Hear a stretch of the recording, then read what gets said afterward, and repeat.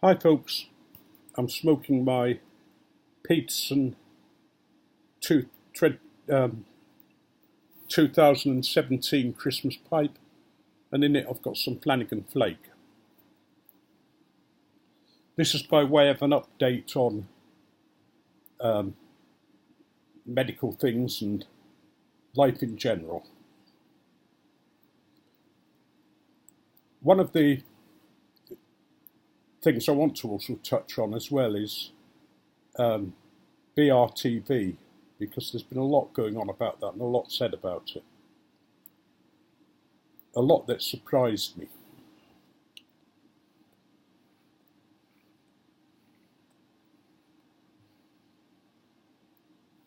At first, a lot of you have asked me just to say how I got on with the colonoscopy investigation that I had. May sound weird, but I rather enjoyed it. They offered me gas and air and taught me how to use it, but I didn't actually have to use it. It just didn't, it wasn't too bad at all.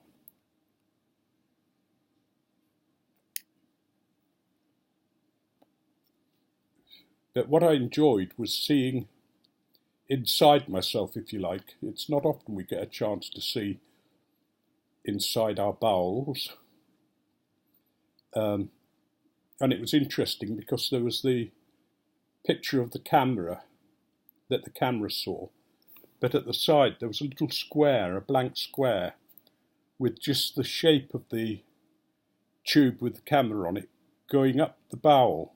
You couldn't see anything else, just this snake-like thing, which was also fascinating. I couldn't help sort of thinking, that's inside. But it went very well. They found a couple of polyps, which they removed and sent for analysis. They also found a little cluster of blood vessels, which they took a photograph of in case that was causing any bleeding, but it looked perfectly healthy to me. But there again, I'm not an expert.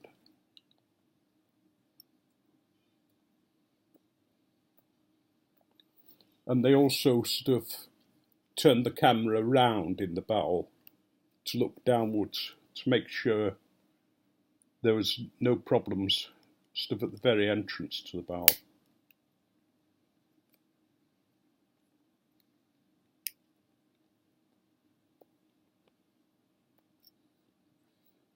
They did diagnose that I had diverticulitis, but that's, I think everybody's got them, the sort of little evidence of that as you get older. But anyway, that's that. It's probably enough. BRTV. I've heard some sort of very negative opinions of it. And it rather surprises me because the flipping thing hasn't started yet. So I really couldn't say anything negative about it. But I want to say that I think it's going to be a good thing because it gives us one more outlet for our hobby, and possibly one that will reach out wider than the YTPC. But I certainly don't think it will take anything from YTPC. As far as I understand it, the presenters that are starting it off will still be doing their YTPC stuff as well. It's just that the BRTV will be very much tobacco, pipes and smoking related, which can only be a good thing. Stops people like me from rabbiting on about all sorts, however enjoyable the rambling videos are. I mean, I enjoy listening to other people's videos when they're just talking generally about stuff. So I'm going to reserve my judgment, really, until I see the output. I've seen a couple of programmes on by people who are going to present, just sort of saying a little bit about it. But I'll see until it gets started. It's something that I hope all of us can support, because they're going to need support to get it off the ground. And I know Phil's put a lot of hard work into this, although I haven't been involved in it in any way. I just know that he's the kind of man that, once he starts something, will try and see it through. But anyway, that's BRTV. And if you disagree with me, then let me know, and tell me why. Because I'm only a bearer of little brain. I might not know some of the things that you've worked out about it.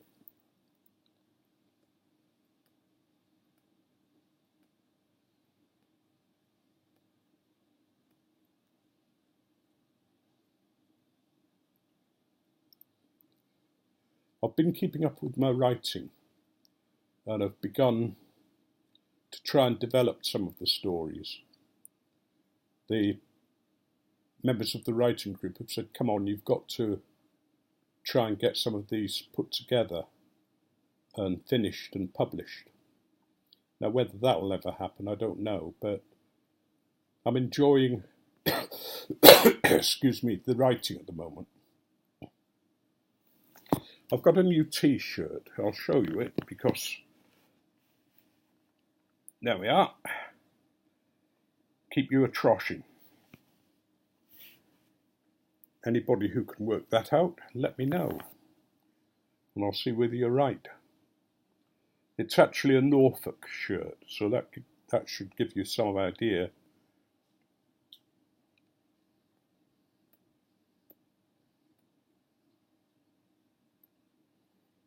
Although sadly my Norfolk accent's virtually non-existent, and I don't try and slip into it, because it's not the kind of accent that you can do very well. I mean, you hear people's attempts at a Norfolk accent and it makes me cringe. It's possibly one of the most difficult accents to produce.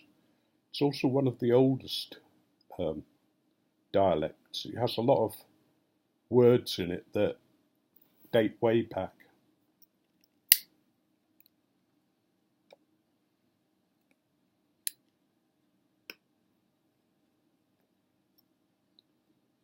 And for those of you who know Norfolk, it has what's called the Norfolk Broads, which are like man-made lakes and waterways connecting them all together. And it stretches for miles and miles, and some of them are sort of quite deep, but it's all ancient peat workings, where people dug peat out and they gradually filled up with water. It's interesting, they've got a lot of history about the Norfolk Broads. There's one broad that has a lot of the old sailing wherries were sunk on it, sadly. It was done deliberately to stop German seaplanes from landing on them.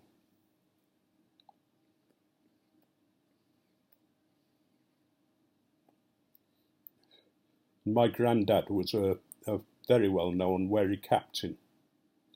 They were the single-sail working boats. There's only maybe a couple left now, only one that I really know about, and that's the Albion, which takes passengers and you can hire, but it's the boats, when they were going down the Broads, they'd come to a small bridge and they'd wait till the last minute and then drop the sail. And as soon as they'd sort of got under the bridge, the sail had come up again. So it had a single post.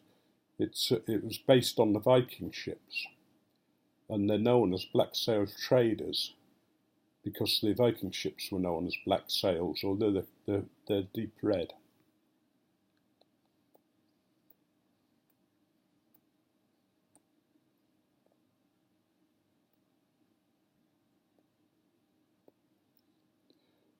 The other thing that Norfolk has is a lot of farmland. It's not as flat as people think, but they made the mistake of taking all the old hedges out in a lot of areas so they could get the big farm machinery in, and then decided that they had the same problem that they had in, I think it was California, with the dust storms, and were losing all the soil. So they've now had to put all the hedges back in, which is going to take a heck of a lot of growing, because, you know, once you take an ancient hedge out with its maybe 100 or so different species, it takes a long while for them to come back.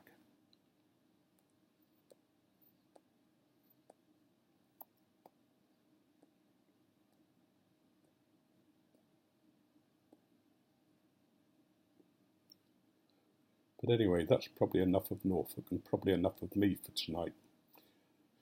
I'll end with a blessing and then a joke, and it'll be another clean joke you'll be glad to hear.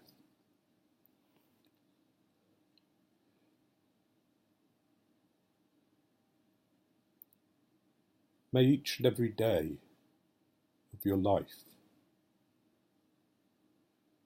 be special. May the difficulties you go through end up strengthening you.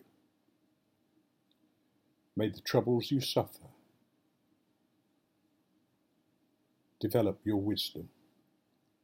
May the joys help you to realise just how precious life is, how short it is, and may you live every day as if it's your last.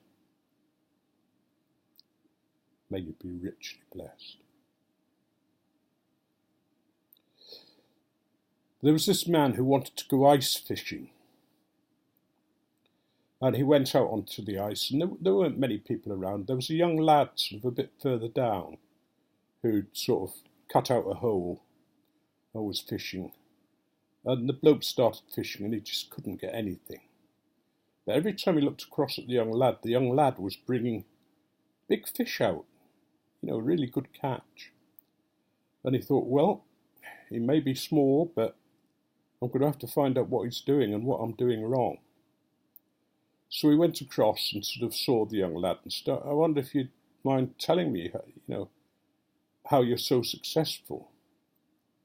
But the young lad seemed to have a speech impediment, because he said, you've got to get over warm.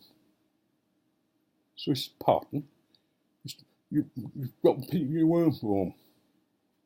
So he said, I'm sorry, I can't understand you. So the lad spat into a bucket. And he said, you've got to keep your worms warm.